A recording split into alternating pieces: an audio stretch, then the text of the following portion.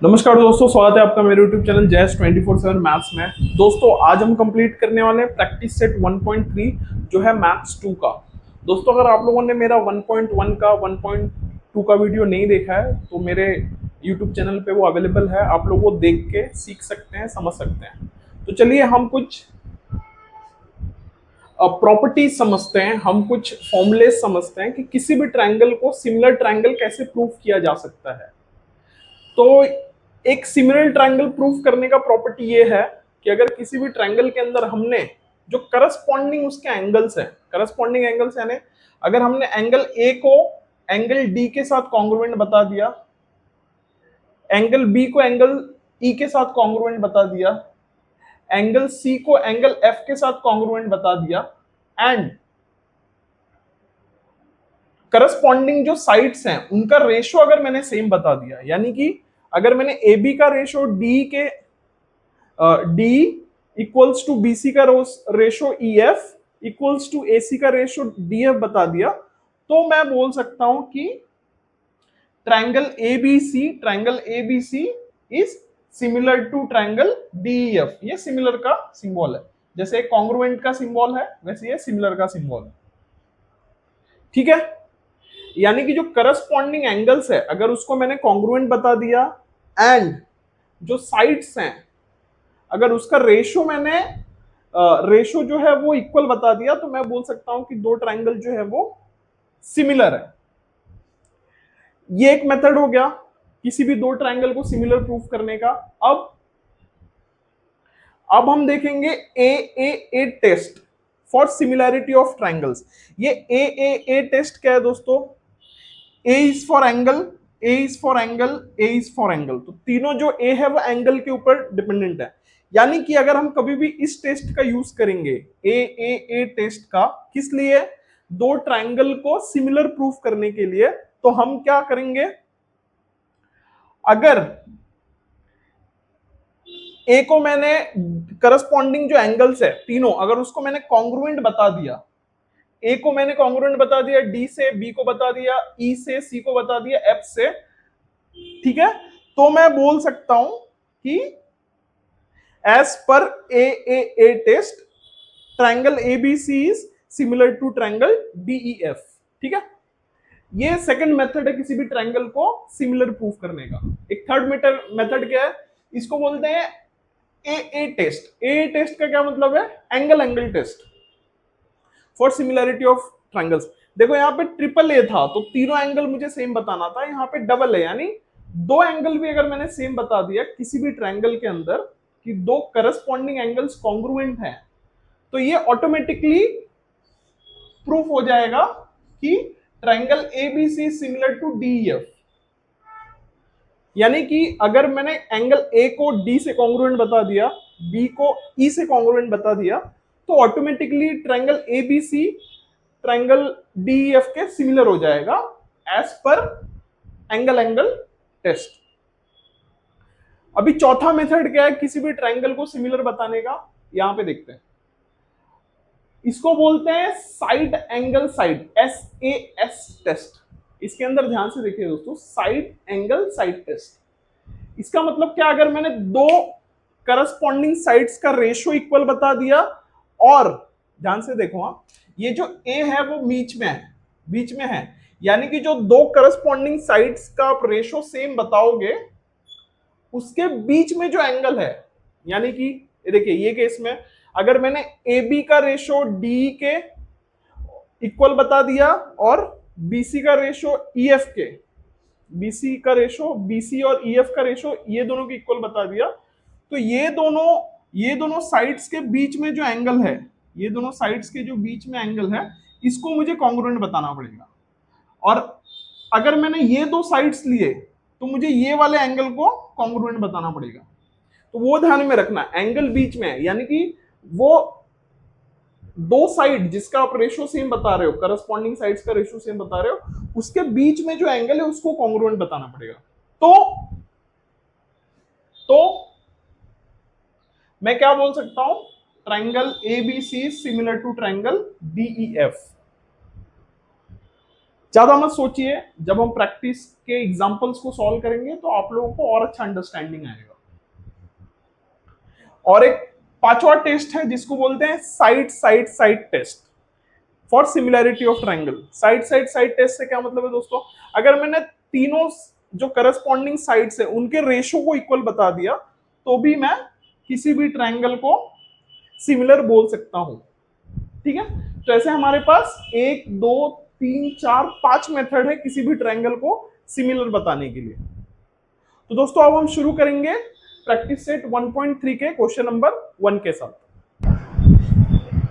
तो दोस्तों जो प्रैक्टिस सेट 1.3 है उसका क्वेश्चन नंबर 1 है। देखो मैंने डायग्राम बनाया हुआ है, आप लोग अपने बुक के अंदर देख सकते हो। एक ट्रायंगल दिया हुआ है, ट्रायंगल ABC, और एक दूसरा ट्रायंगल दिया हुआ है EDC। दोनों में ये दिखाया गया है कि B जो है 75 डिग्री है, D जो है 75 डिग्री है। तो हमको क्या बताना है, state which two triangles are similar and 1-to-1 correspondence है कि नहीं ये बताना है। ठीक है, तो इसका सोल्यूशन शुरू करते हैं। सिंस अगर आप देखोगे सबसे पहले दो ट्रायंगल कंसीडर कर लेते हैं। Triangle ABC and triangle EDC। ठीक है, ये दो ट्रायंगल हमने कंसीडर किया है और यहां पे हम देखेंगे तो since angle B is congruent to angle D, ये जो है ये गिवन है। ठीक है, एंगल B जो है वो कॉन्ग्रुएंट टू D है। ठीक है, और क्या, अगर आप ध्यान से देखोगे ट्रायंगल ABC में तो जो C एंगल है और EDC में जो C एंगल है वो कॉमन है।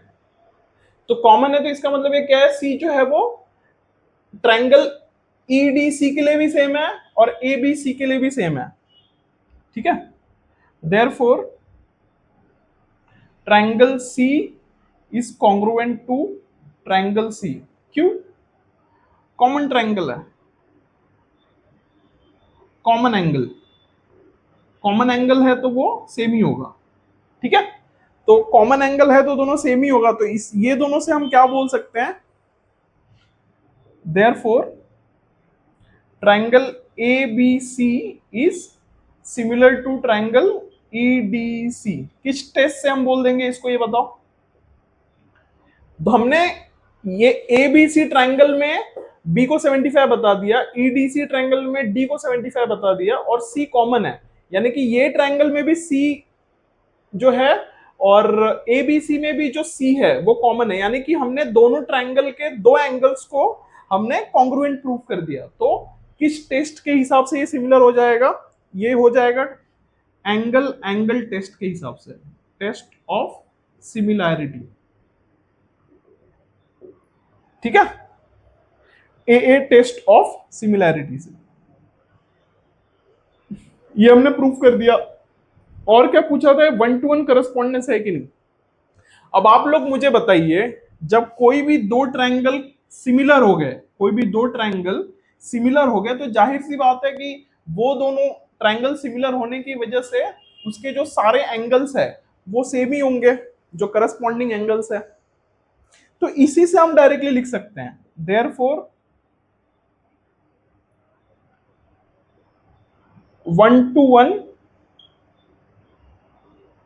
करस्पॉन्डेंस, इसको कैसे रिप्रेजेंट करते हैं, ABC is 1-to-1 correspondent to EDC।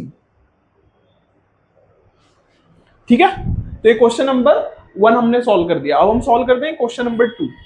Question number 2 में क्या दिया है, देखो दोस्तों, दो ट्रायंगल दिया हुआ है और हमको सिमिलर प्रूफ करना है।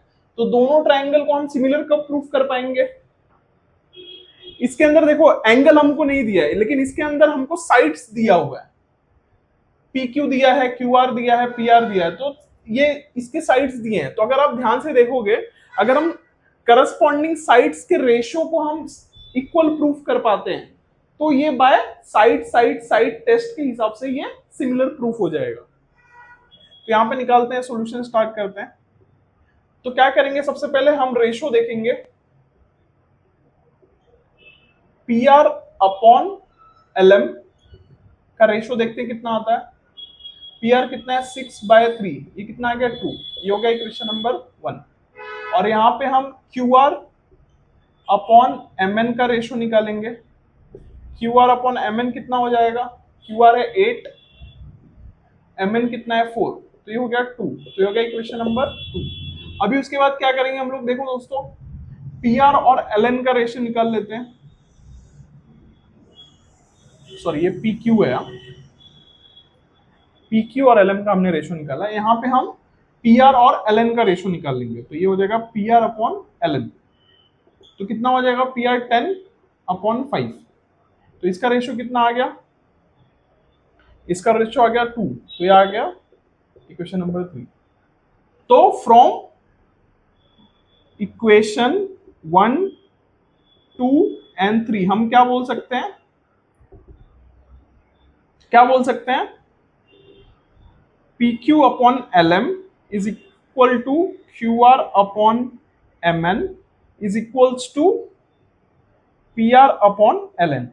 यानी कि हमने करस्पॉन्डिंग साइड्स का रेशो सेम बता दिया।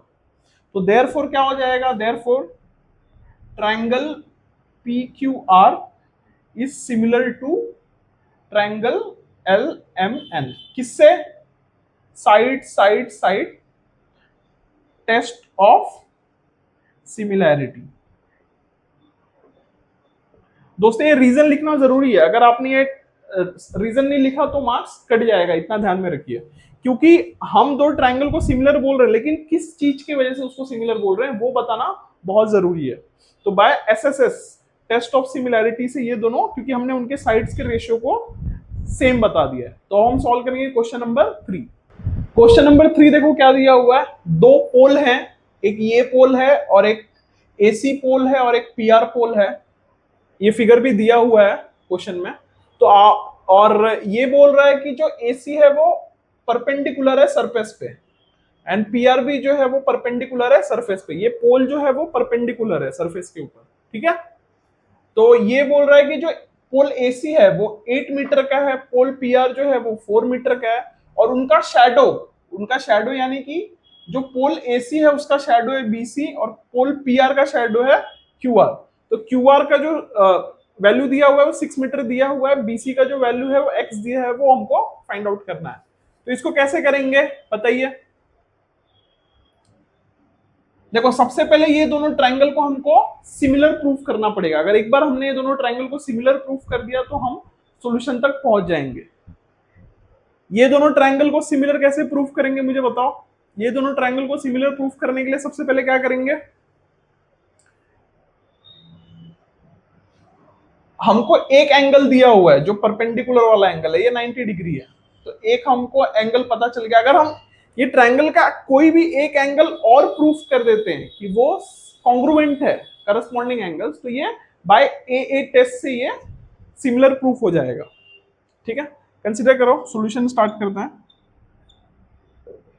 In triangle P R Q, ध्यान से लिखना, पी क्यू आर नहीं लिखना है, पी आर क्यू लिखना है, क्योंकि यहां पे राइट एंगल्ड है। And triangle A C B, सबसे पहले क्या है, angle R is congruent to angle C, ठीक है। बोथ आर 90 डिग्री, ठीक है। ये हमको एक मिल गया। दूसरा हमको और एक एंगल को हमको सेम बताना पड़ेगा। एक चीज आप ध्यान से देखोगे, ये पोल है और जब यहां से एक सनरेज आएगा तो वो एट द सेम टाइम वो इक्वली मतलब एंगल बनाएगा Q के साथ और B के साथ और A के साथ और P के साथ। क्यों? क्योंकि सन जिस टाइम पे सनरेज एमिट करेगा तो वो इक्वली ही एक लाइन क्रिएट करेगा, इक्वली एक ये करेगा।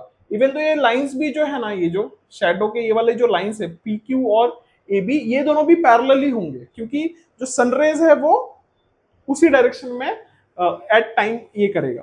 तो इसीलिए हम क्या बोलेंगे, देयरफॉर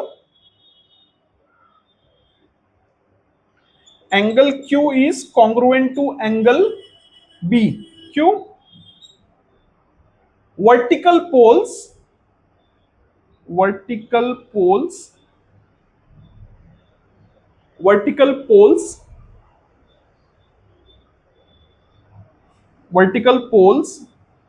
shadow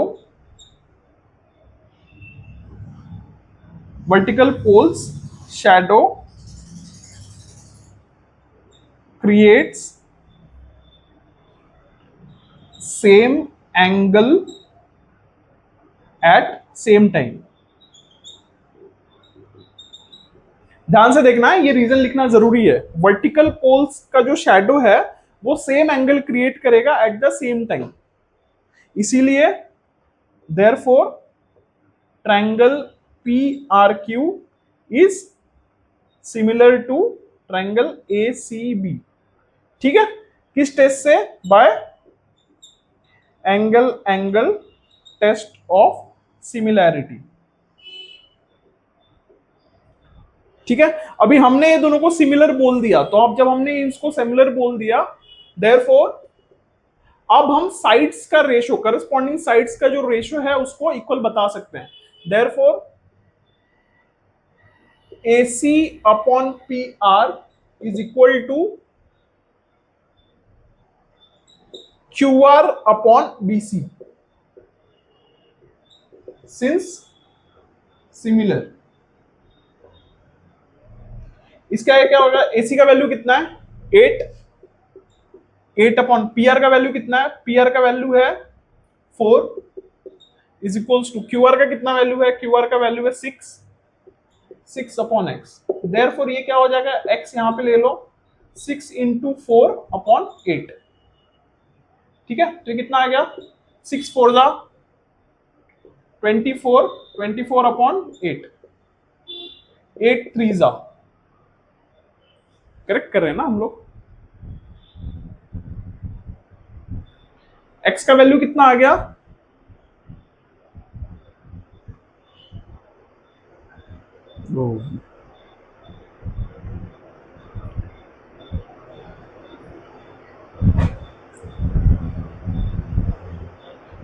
कुछ मिस्टेक हुआ है क्या दोस्तों? एक बार देख लेते हैं।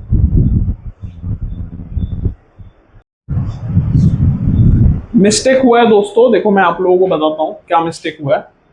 सबसे पहले ये कॉमन मिस्टेक है, आपसे भी हो सकता है, मुझसे भी हुआ है, इसीलिए मैंने जो मिस्टेक वाला होता है वो मैं एडिट नहीं करता हूं, ताकि आप लोगों को ये समझे कि ये मिस्टेक्स होते हैं। देखो क्या क्या हुआ है इसमें गलत। जब मैंने AC अपॉन PR लिया, तो यहाँ पे उस जो राइट साइड में है, मैं यहाँ पे मैंने QR से शुरू कर दिया, जो कि गलत है। जब मैंने AC पहले लिया है, मतलब ये वाले ट्रायंगल को पहले कंसीडर किया है इसके रेशो के साथ, तो मुझे इसी वाले ट्रायंगल के साथ शुरू करना पड़ेगा, मतलब ये BC अपॉन QR आएगा। तो यहाँ पे क्या आएगा? पहले BC और यहाँ पे क्या आएगा? QR। ठीक है, तो अब ये क्या हो जाएगा? X अपॉन 6 हो जाएगा, X अपॉन 6। अब इसके आगे सॉल्व करते हैं। ये क्या हो जाएगा? 6 इस साइड आ जाएगा, 8 into 6 upon 4 equals to 8 X। तो X इक्वल्स टू 4 2 जा 8, 6 2 जा 12 मीटर्स। यूनिट ध्यान से रखना, नहीं तो ध्यान से लिखना, नहीं तो मार्क्स कट जाएगा।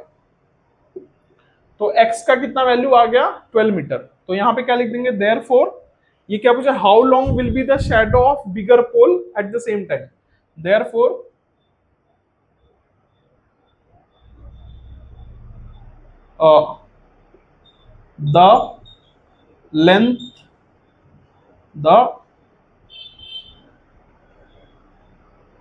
the length of bigger pole shadow is 12 meters।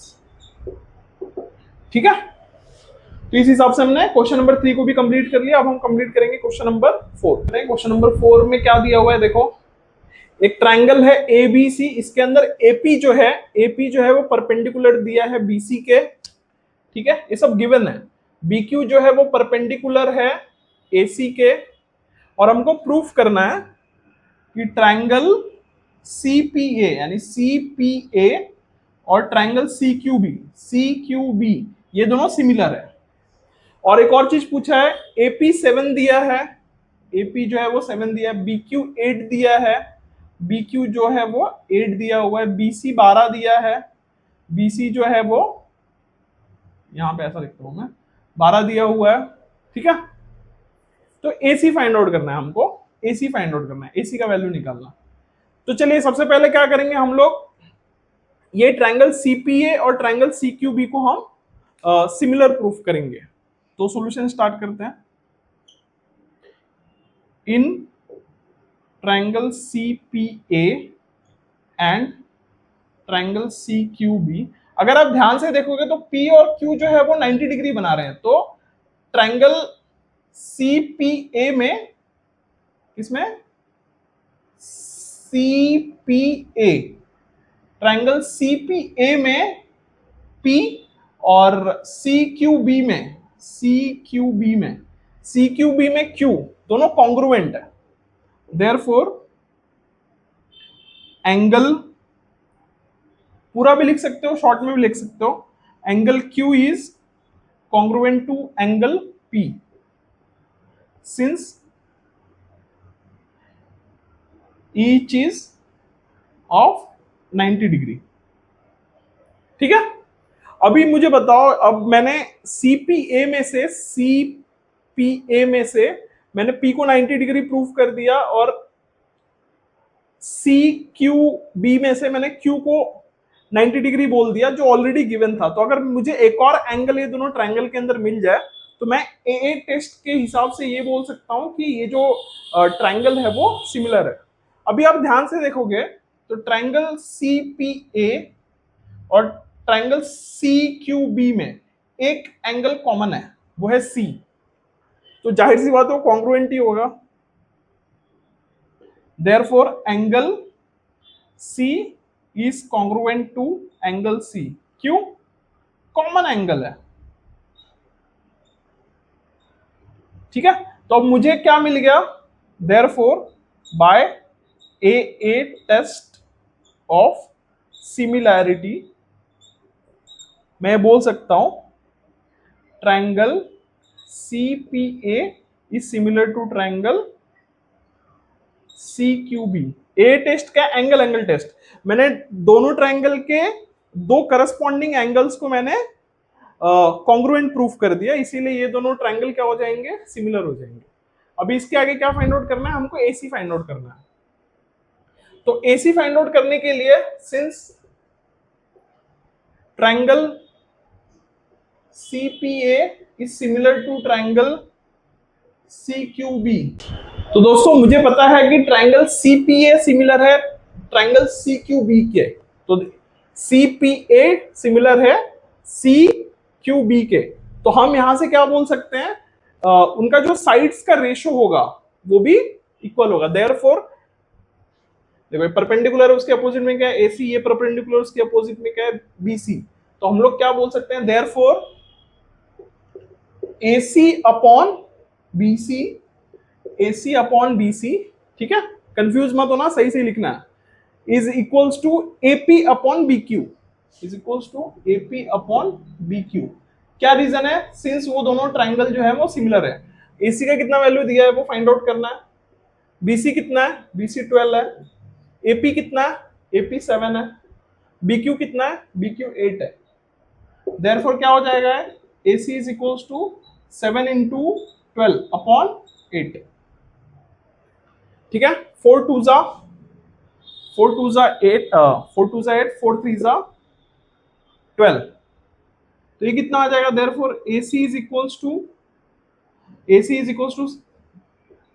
Upon 2, 21 upon 2, तो कैसे होगा, 2 1 जा 2, ठीक है, फिर उसके बाद पॉइंट 1 है, ये छोटा है तो एक 0 बढ़ा देंगे, बराबर,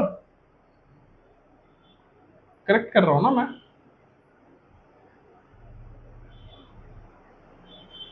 हाँ बराबर है। फिर पॉइंट लगा देंगे, फिर उसके बाद ये कितना हो जाएगा, ये 2, ये आ जाएगा 10.5 units. Therefore AC is equals to 10.5 units. Units लिखना जरूरी है दोस्तों, ये ध्यान में रखना आप लोग। तो दोस्तों क्वेश्चन नंबर 5 करते हैं। क्वेश्चन नंबर 5 में देखो क्या क्या दिया है। एक ट्रेपेजियम है जिसके अंदर बोला है कि PQ जो है वो पैरेलल है साइड SR के, और AR जो है, यहाँ पे एक पॉइंट है AA, तो AR जो है वो 5 टाइम्स है AP का, और AS जो है, AS जो है वो 5 टाइम्स है AQ का। तो हमको प्रूव करना है कि prove that SR is equal to 5 times PQ, means SR is equal to 5 times PQ। तो अभी हम क्या करेंगे दोस्तों, इस प्रॉब्लम को सॉल्व करने के लिए हम दो ट्रायंगल कंसीडर करेंगे। कौन कौन सा, सॉल्यूशन स्टार्ट करते हैं। देखो सबसे पहले ना, यहां पे हमको ये दो ट्रायंगल को अगर हमने सिमिलर प्रूफ कर दिया, किसको, अगर हमने SAR और QAP ये दो ट्रायंगल को अगर हमने सिमिलर प्रूफ कर दिया, तो इनके प्रॉपर्टीज को यूज करके हम ये प्रॉब्लम को सॉल्व कर पाएंगे। तो कंसीडर करते हैं इन ट्रायंगल, ध्यान से देखना, वर्टेक्स एकदम सही तरीके से चूज करना है आपको। In triangle SAR and in triangle QAP क्या है बताओ। देखो PQ जो है, साइड PQ जो है वो SR के पैरेलल है। तो एक चीज आप देखोगे, ये Z बन रहा है क्या, ये दोनों पैरेलल लाइंस है, ठीक है। ये दोनों पैरेलल लाइंस होने की वजह से ये जो है ये इंटरवर्सल हो गया, सॉरी ट्रांसवर्सल हो गया, ये जो है ट्रांसवर्सल हो गया। तो यहाँ पे एक Z बन रहा है, ये दो पैरेलल लाइन है और यहाँ पे ट्रांसवर्सल है। तो ट्रांसवर्सल है तो ये वाला एंगल और ये वाला एंगल, समझ रहे हो, ये वाला एंगल और ये वाला एंगल अल्टरनेट एंगल से ये दोनों कॉन्ग्रुएंट हो जाएंगे। देयरफॉर एंगल, ध्यान से नाम लिखना, ASR is congruent to angle AQP, angle AQP। क्यों, अल्टरनेट एंगल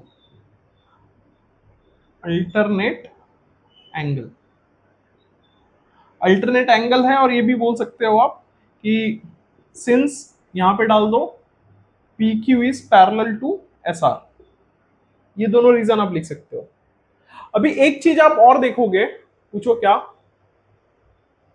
कि इन ट्रायंगल SAR और इन ट्रायंगल QAP में हमने S को और Q को, ये जो कॉन्ग्रुएंट है, ये दो एंगल्स को कॉन्ग्रुएंट बता दिया। इसके साथ में हमको एक और एंगल को कॉन्ग्रुएंट बताना पड़ेगा, ताकि जो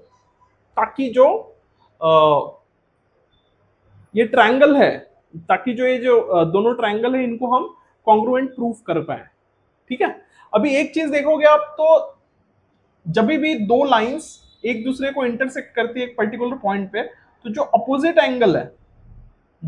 एंगल्स है वो हमेशा सेम होते हैं। तो वो प्रॉपर्टी को हम यहाँ पे यूज करेंगे। देयरफॉर एंगल, ध्यान से लिखना, SAR is congruent to angle QAP। क्यों कॉन्ग्रुएंट है, since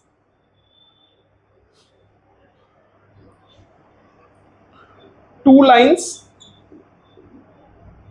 are intersecting at same point। ये भी लिख सकते हो और ये भी लिख सकते हो, since opposite angle of vertex, opposite angle लिखोगे तो भी चलेगा, ठीक है। ये दोनों का यूज करके हम इसको ये बता सकते हैं। तो अभी देखो हमने क्या SQ को कॉन्ग्रुएंट बता दिया, सेकेंड हमने एंगल A ये ट्रायंगल का और इसको हमने कॉन्ग्रुएंट बता दिया। देयरफॉर हम क्या बोल सकते हैं, therefore by angle test of similarity,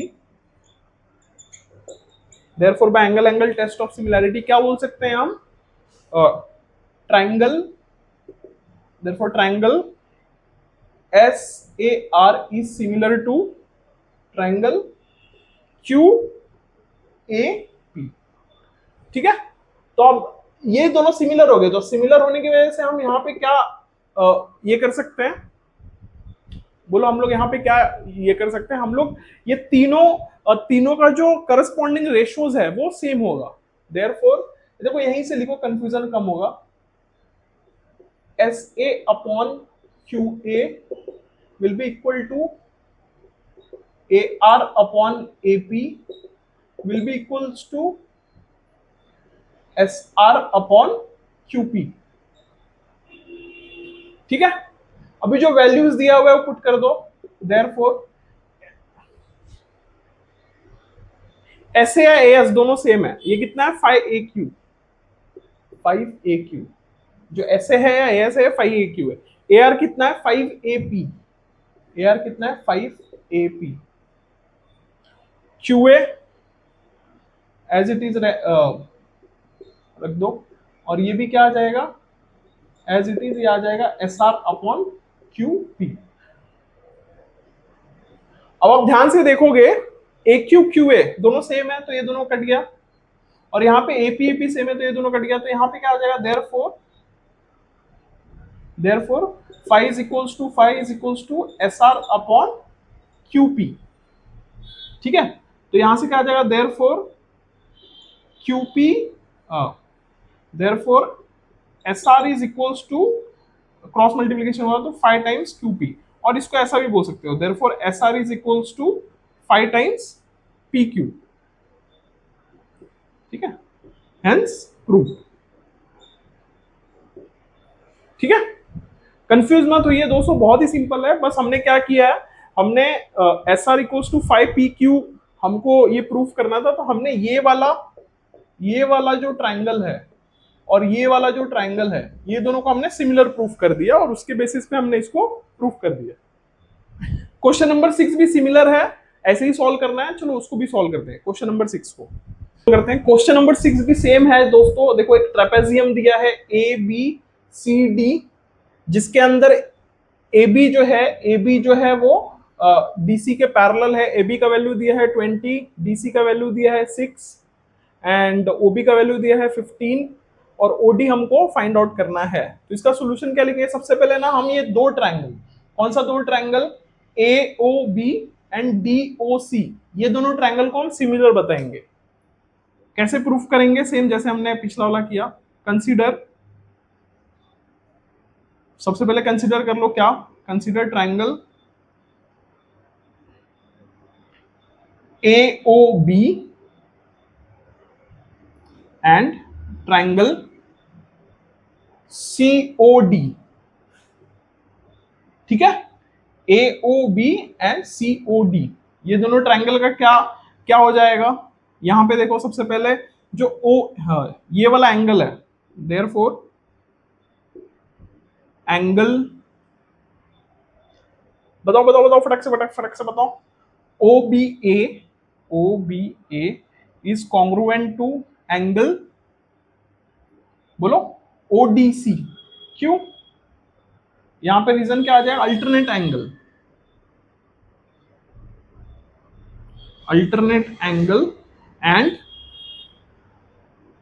angle since, यहां पे लिख दो since AB is parallel to DC।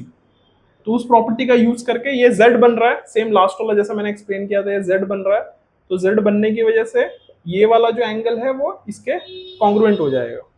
और एक और प्रॉपर्टी, अपोजिट एंगल जो है O पॉइंट पे दो लाइंस इंटरसेक्ट कर रही है, तो उसका अपोजिट एंगल हमेशा सेम होता है, therefore angle AOB is congruent to angle क्या, कॉन्ग्रुएंट टू एंगल COD। यहां पे क्या लिख सकते हो आप, अपोजिट एंगल। ठीक है, इससे हम क्या प्रूफ कर सकते हैं, therefore triangle AOB is similar to triangle COD। AOB similar to triangle COD। तो ये प्रॉपर्टी को हम यूज करेंगे, since triangle AOB is similar to triangle COD। ठीक है। अभी ये करेंगे तो देखो, हम सबसे पहले जो उसके साइड्स का रेशियो है वो सेम लिख सकते हैं। तो therefore AO upon CO is equals to OB upon OD is equals to AB upon CD। Since क्या है, ये दोनों सिमिलर ट्रायंगल है देयरफॉर। तो अभी यहां पे सब वैल्यूज लिख दो। AO का वैल्यू दिया हुआ है, AO का वैल्यू नहीं दिया हुआ है। CO का वैल्यू दिया हुआ है, CO का भी वैल्यू नहीं दिया हुआ है। AO CO as it is रखो इसको, AO CO। OB का वैल्यू दिया है, OB का वैल्यू दिया है 15। OD का वैल्यू दिया है, OD का वैल्यू फाइंड आउट करना है। इज इक्वल्स टू AB का वैल्यू दिया है, AB का वैल्यू दिया है 20। ठीक है। एंड DC का वैल्यू दिया है, DC का वैल्यू दिया है 6।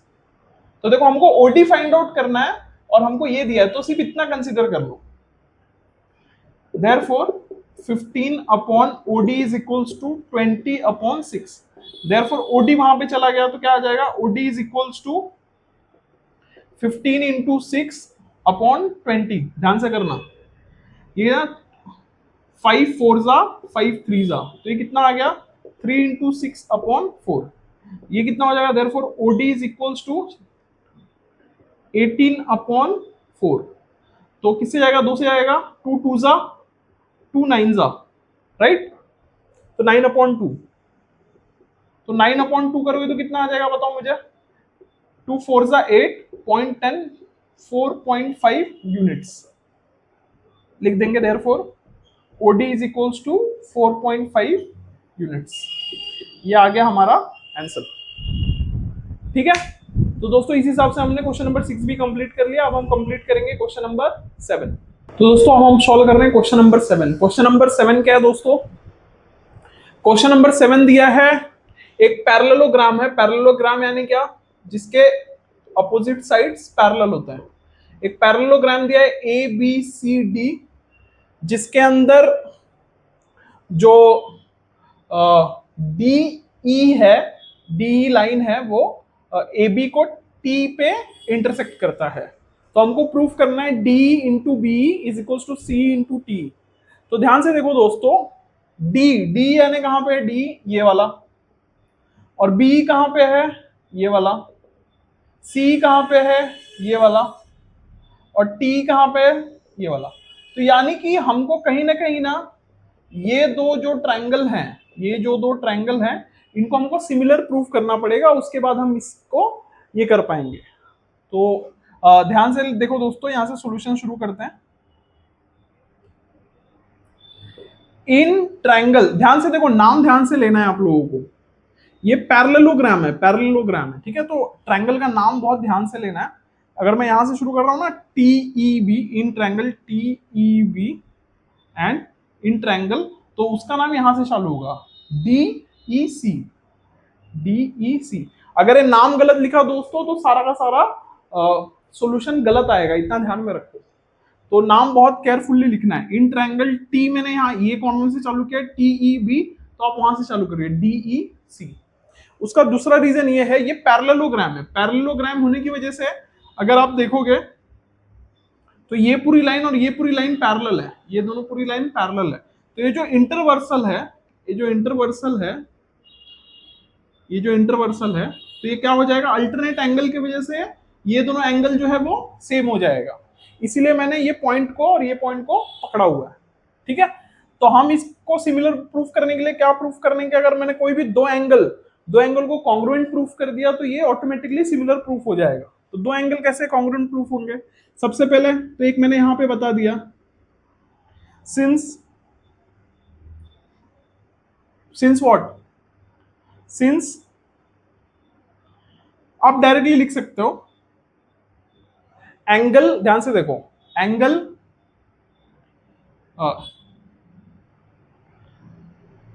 Angle ETB, angle ETB is congruent to angle, क्या क्या लिखा मैंने, angle ETB is congruent to angle CDE, CDE क्यों, अल्टरनेट एंगल है, ठीक है, अल्टरनेट एंगल है इसीलिए वो कॉन्ग्रुएंट है। दूसरा वाला ये C दोनों का, ये वर्टिकली अपोजिट एंगल है इसीलिए वो भी कॉन्ग्रुएंट हो जाएगा, उसको भी ध्यान से लिखो, angle TEB is congruent to angle, T से चालू किया तो यहां पे आ जाएगा D से, DEC क्यों, वर्टिकली अपोजिट एंगल, ये वर्टिकली अपोजिट एंगल, तो मैंने ये दोनों ट्राइंगल के दो एंगल्स को, किसको किसको, इसको इसको और इसको मैंने प्रूफ कर दिया, देयरफॉर बाय ए टेस्ट लिख दो आप, by angle test of similarity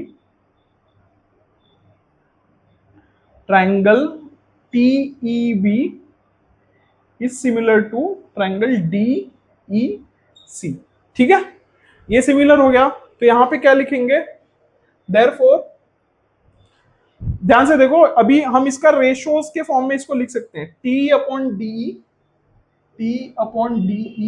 is equals to EB/EC, EB/EC is equals to TB/DC, equals to TB/DC, क्यों,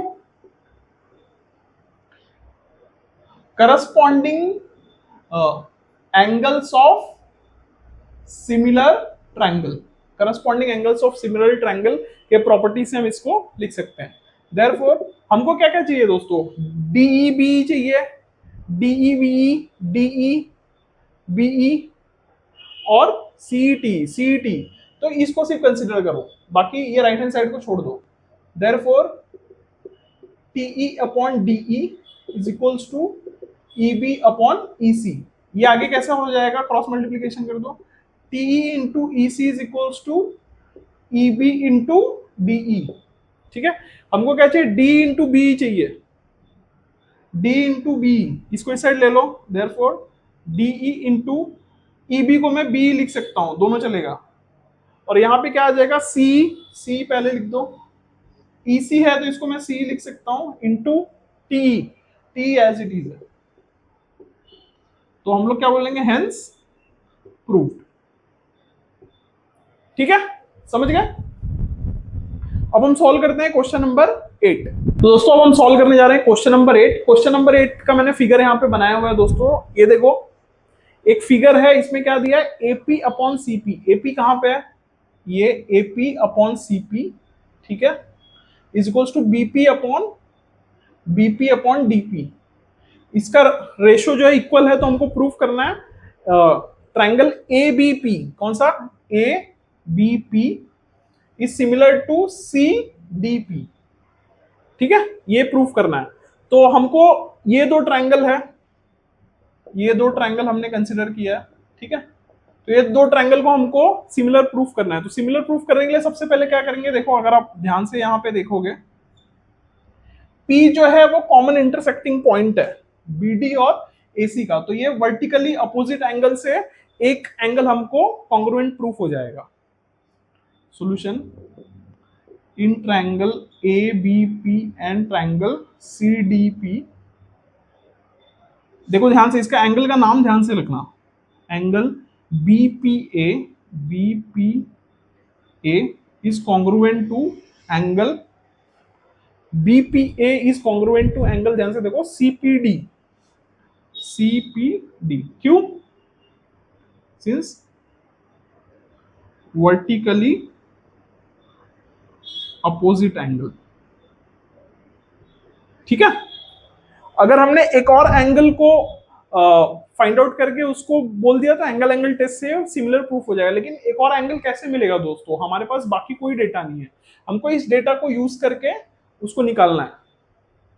ये डेटा से हमको क्या पता चल रहा है, सिंस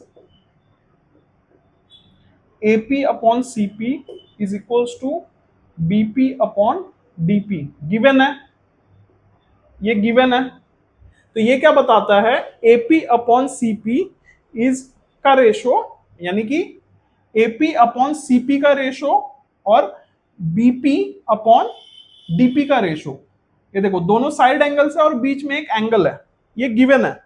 तो यहां पे हम क्या बोल सकते हैं, side angle side, therefore side angle side test of similarity,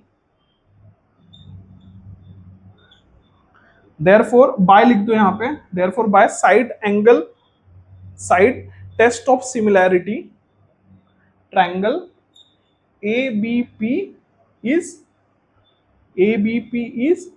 similar to triangle CDE, hence proved। बहुत ही सिंपल था दोस्तों, समझ गए।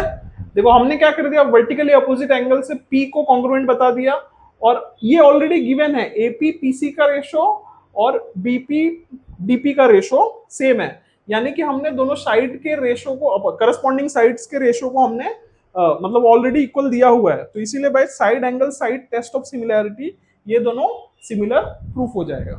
अब हम करने जाएंगे दोस्तों क्वेश्चन नंबर 9, जो है 1.3 का लास्ट क्वेश्चन। दोस्तों अब हम क्वेश्चन नंबर 9 कर रहे हैं, जो कि लास्ट क्वेश्चन है प्रैक्टिस सेट 1.3 का। देखो क्वेश्चन नंबर 9 में क्या दिया है, ट्रायंगल दिया है ABC, ठीक है, और दिया हुआ है एंगल BAC जो है वो ADC, ये दोनों क्या है, सेम है, ठीक है, ये गिवन है। और हमको प्रूफ करना है CA² is equals to CB into CD। तो हम क्या करेंगे, दो ट्रायंगल को कंसीडर करेंगे दोस्तों। कौन कौन से दो ट्रायंगल को, एक तो ट्रायंगल ABC को कंसीडर करेंगे और दूसरा ट्रायंगल DAC को कंसीडर करेंगे। नाम लिखते वक्त बहुत ही केयरफुल रहिए दोस्तों, नहीं तो गलत हो जाएगा। सॉल्यूशन इन ट्रायंगल, ध्यान से देखो मैं कैसे लिख रहा हूं, इन ट्रायंगल ABC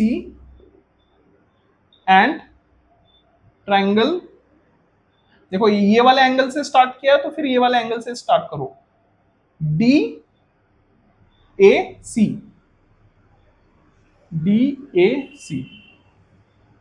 तो सबसे पहले हम लोग क्या लिख देंगे, ये दोनों कॉन्ग्रुएंट है। कौन कौन सा, ये वाला एंगल कॉन्ग्रुएंट है, हमको ये दोनों को सिमिलर प्रूफ करना है। तो सबसे पहले हम क्या लिख देंगे, ये दोनों एंगल जो है वो कॉन्ग्रुएंट है।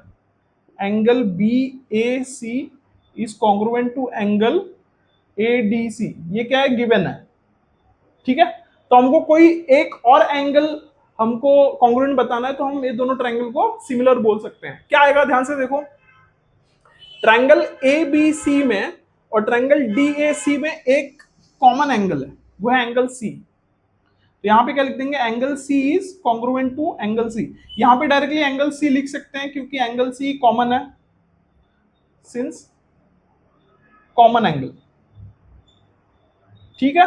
Therefore by angle test of similarity क्या बोल सकते हैं हम लोग, triangle ABC is similar to triangle DAC, ठीक है। तो यहां पे क्या आ जाएगा दोस्तों, देयरफॉर ये मैं लिख देता हूं पूरा, therefore corresponding angles of similar triangles, corresponding angles of similar triangles के हिसाब से क्या हो जाएगा, ये देखो यहां से मैं लिख रहा हूं, AB अपॉन DA